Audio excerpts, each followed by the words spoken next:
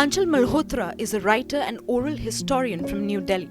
She's the co-founder of the Museum of Material Memory and is fondly known as the Memory Keeper. Through her two critically acclaimed books, Remnants of a Separation and In the Language of Remembering, she explores the human history and generational impact of the 1947 partition. Aanchal began her journey of collecting and archiving objects or material memories treasured and preserved by displaced survivors of partition.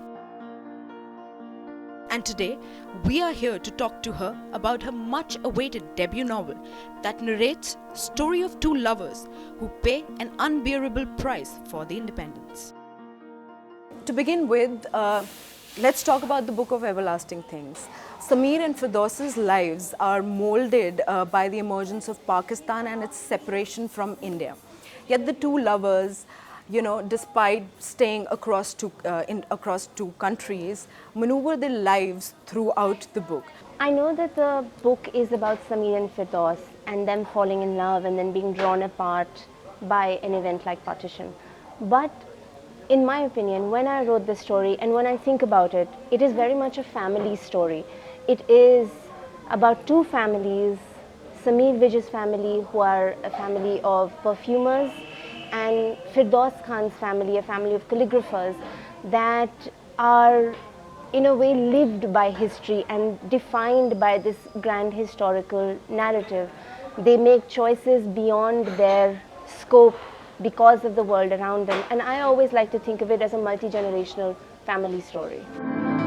Why did you choose the India-Pakistan separation as a subject? Mentions of partition would emerge quite naturally on an everyday basis within families. For example, when communal events happen in present day, the generation that has lived through partition always thinks back to that time and how it felt, and there is a resurgence of fear and anxiety, like the 1984 massacre. A lot of people said it was like a second partition. And in fact, the beginning of oral history work on partition happened because of 1984, because people started to remember what had happened and how they had to flee from their homes and how much living in fear during the massacre reminded them of partition. So that's one. Another aspect is the everydayness of things affected by partition. For example, habits that survivors have inculcated, whether it is the hoarding of food and other supplies, whether it is never throwing anything away, whether it is a button or a piece of wool, keeping food always near your bedside table, keeping water always near your bedside table, living in fear. There were so many anecdotes I recorded of men and women sleeping with weapons under their bed, of keeping a packed suitcase just in case, because you know how fragile the aspect of belonging remains, that you prepare for undue circumstances just in case. I think these were the things that really, they both alarmed me in a way, but it makes sense as well. Then, of course, political events that heighten the feeling of uprootedness. The NRC and CAA, anti-NRC and CAA protests that happened started a lot of conversations in many families about partition, where, of course, the NRC was a product of partition to begin with in 1951, but when the conversation started again, no matter how long people had been in India legally for, or the fact that they had papers, or the fact that they had generations of their families living in this country, there was still an innate fear that